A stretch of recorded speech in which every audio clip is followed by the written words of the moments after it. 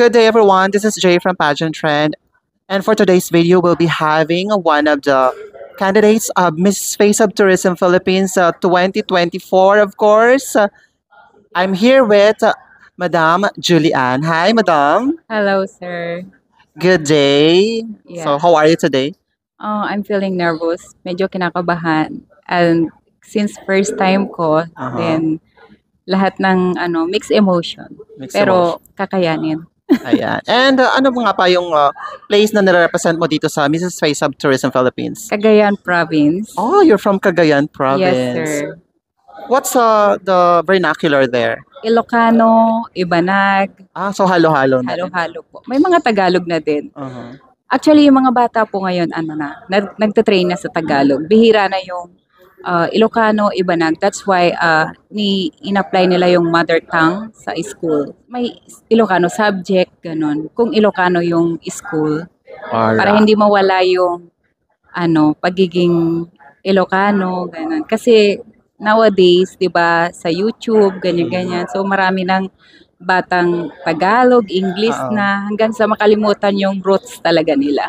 Exactly. Yeah. Ayun, yun yung pinaka-importante talaga. Hindi dapat makalimutan yung mga roots natin. And syempre, what made you decide to join Mrs. Face of Tourism Philippines? Okay. But before that, of course, Yes. ano muna yung pinagkakaabalahan mo sa buhay? Siyempre sa anak ko, ganon. Kasi nagpa-pageant din yung anak ko. And then, small business. Yun. And then, until may nagsabi sa akin, yung designer ko na, why don't you join pageant, ganon-ganon. So, inisip ko siya. Ayun, nag-decide ako na, nag-yes na ako. Kasi, nowadays, malawak ang ng pageant. Like, maraming matututunan sa pageant. So, I decided to join this pageant kasi life is a non-stop learning. Exactly. Learning and sharing. Correct. So, yun yung eksaktong believe ko. Kaya, nag-join ako ng pageant. Wow. Have you been also joining before? Or first time mo talaga dito? First time ko talaga sa national pageant. But way back 20 years ago, nagjo-join ako. Pero yung mga barangay. Sa mga local pageants? Town, barangay, ganun lang. Pero sa national, first time. Alright. You look so beautiful, madam. Thank you so much. How old are you? I am 42 years old. Oh, hindi mukhang 42 ha. Parang mga nasa 20 or 30s lang. Oh, really? Oo, bongga. And you have a fabulous outfit. Yeah, thanks to my designer, Jandy Roman, and for my makeup, Sir Barry. Bongga, bagay na bagay sa kanya, guys, yung outfit niya as well sa makeup. Thank you. Sabi nga parang magandang dilag. Oh, bongga. So how many children do you have? Only one, sir. One. Syempre, we will ask, madam, are you still single or still partnered? Yeah, partner. Bongga. So how supportive is your husband in this competition? Well, na-start ko kasi sa pagsasama kasi namin, na-start ko yung relationship na may respeto kami sa bawat isa, sa decision ng bawat isa. As long as na mabe-benefitan yung isa sa amin or both of us sa decision, then support lang kami sa isa't isa. Ay, bongga. So, he believes na mag-grow ako dito, then yun, sinuportahan niya ako. That's the most important of having a partner, diba? Support each other always. And well, anyway, let's talk about your pageant journey, madam. So, kumusta naman yung preparation mo dito? Do you undergo trainings ba like sa pasarela mo, sa Q&A, and as well as sa pagsusuot ng mga outfits mo? Honestly, wala akong proper na training. Sila lang yung sa glam team ko at saka sa designer ko, siya lang yung nagtuturo sa akin. Pero yung sa mga pasarela, yung talagang training talaga, wala pa. Paano yun? Do you watch na lang sa mga YouTube channels? YouTube, saka hindi naman nila ako pinapabayaan. Sila naman lahat nagtuturo sa akin. Mga poise, mga lakad. Ganun. So in short, it's more on collaborative Oo.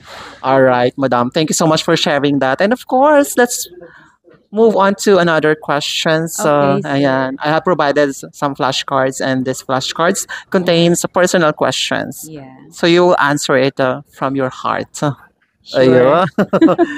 Okay, Madam, pick one flashcard, and I will read it for you. Okay. Okay. So your question is, do you think people deserve what they tolerate? Ah, yes. Mhm. Kasi ang tao kung ano yung mindset nila, yun talaga yung ma-achieve nila, eh. Tayo kasi, like for example ako, kung ano yung, tingin ko sa sarili ko, yung alam kong kaya kong ma-achieve, yun talaga yung gagawin ko. Mhm. Yun yung nagda-drive sa akin para maging positive sa buhay hanggang sa hindi ko mamalayan na nandiyan na pala. Kasi I have to work for it. Mhm. Yun ang nasa isip ko, eh, yun yung, gusto ko, yun yung dini-dream of ko, and then every day, every night, yun yung isipin mo. So, there's no reason na hindi mo siya ma-achieve talaga. Ayun. Thank you so much for sharing that, Madam. Next question, please. Okay. And your question is everything destined to be, or do we decide our own path? For me, both. Uh-huh. Minsan kasi, kung ano yung decision natin, yun yung nagda-drive sa atin. And minsan din kasi kahit hindi natin hinanap, hindi natin hinangad, kung nagko-cross talaga siya sa landas natin, yun eh, para sa atin talaga. So, naniniwala ako pareho. Oh, so it's Naniniwala ako sa kung ano yung decision natin, yun yung mangyayari. Then, naniniwala din ako na kung ano yung swerte talaga natin, kahit anong gawin natin, yun yung dumarating.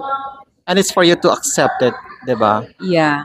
It's Or up to you kung paano mo siya dalhin sa buhay mo.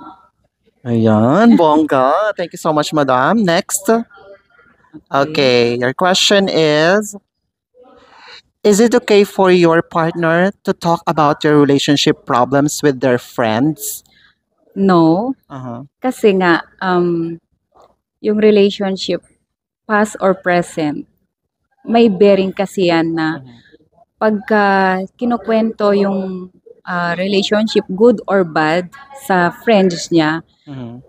minsan may impact sa kanya yon na like for example, yung nakwento natin is hindi magandang part ng Uh-huh. relationship. Then, pagdating ng panahon na magkaroon sila ng discussion or anything, then pwedeng isumbat sa kanya yon. And kahit anong decision pa yan, good or bad, mas maganda, or kahit anong klaseng relasyon man yan, good or bad, mas maganda pa din yung may privacy sa loob ng bahay. Iba yung relation, yung ipapakita mo sa friends mo, iba yung kayo mismo sa loob ng bahay. Do you have best friends ba? Yes, sir. Do you share some problems, personal problems, or may Yeah, limitation lang? yes, pero pili lang. May Ah. limitation. Although walang kaplastikan, walang kaartehan, pero hindi lahat ng problema inaano ko, sinasubmit ko sa Sinishare. kanila. Oo. Yes. All right. Thank you so much, Madam, for sharing that. Next question. Okay, your question is love a choice or a feeling? Depende sa tao. Uh-huh. Kasi kung puso ang paiiralin mo, syempre love and feelings. Uh-huh. Kasi nga, yun yung nararamdaman mo eh. Yung love kasi, yan yung talagang feeling na innate sa loob, na hindi kayang i-explain physically or kahit sino. Kasi nga, nararamdaman yun inside na hindi mo ma-express. Like, kaya nga may kanta, may ano, yun lang yung way na pag-express mo. Pero iba pa din yun. Pero minsan, masasabi kong choice kasi nga, ang buhay ngayon is very practical na. Marami ng tao na mas gustong maging practical. So, yun yung sinasabi kong choice mo naman niya eh. For example, may nanliligaw sa yung yung isa mayaman, Uh-huh. pero hindi mo masyadong love. Uh-huh. Yung isa, love mo talaga, 'di ba? So, kung pinili mo yung yung mayaman na hindi mo masyadong love, yun yung choice. Kasi choice mo yun na maging maayos yung life mo. Choice mo na siya yung piliin mo for some important na decision na gusto mong ma-achieve in the future. Pero kung love yung piliin mo, pwede din. Pero hindi mo naman na kailangan pag-isipan kasi nasa feelings mo na yun. So, both. Wow, thank you so much for sharing that. And your last question is, of course, Okay. I will read it now. Do you believe in manifestation? Siyempre, parang lahat naman tayo nag-i-aim ng mabuti sa life natin. Hindi naman tayo mangangarap ng hindi maganda, 'di ba? So, 'yun, kung ano yung kagaya nung sinabi ko kanina na kung ano yung nagda-drive sa'yo, yun yung paniniwalaan mo, yun talaga yung maa-achieve mo. So, ang tao kapag may plano yan, pag may gusto, yun na yun eh. Talagang maniniwala ka. Kasi kung hindi mo paniwalaan yung mismong dream mo, yung mismong sarili mo, sinong maniniwala para sa'yo? Di ba? Exactly. And it's for you to work on it. Yeah. Kapag nagmamanifest ka sa isang bagay, di ba? Oo. Ayan. Well, Madam, thank you so much for sharing that. And of course, for sharing some personals about you and sa pageant journey mo. And now it's your time to promote your social media platforms. And if there is an online voting for this competition, you can promote it now. Follow the social media platform of BC's Face of Tourism on September 28, 2024. Here at Lucky Chinatown Hotel. Di So ba dito? that was the coronation night. Yes, Okay, the September coronation. 28. Yeah. And how about yung Facebook page mo or Facebook? Ang Account. Facebook ko is Julian. Yun lang. Pero yung spelling, Jeuleeann. How about Instagram? Do you have? Wala. Okay, so Facebook lang Facebook talaga. lang. All right. Thank you so much, Madam. And please don't forget, of course, to support her journey sa Mrs. Face of Tourism Philippines 2024. And wag niyo na rin kalimutang i-subscribe ang aming YouTube channel, Pageant Trend. And of course, our Facebook page, Pageant Trend and Pageant Trend Philippines. And meron din kaming Instagram account at Pageant Trend Official _. So maraming salamat guys for watching. See you on my next video. Bye-bye.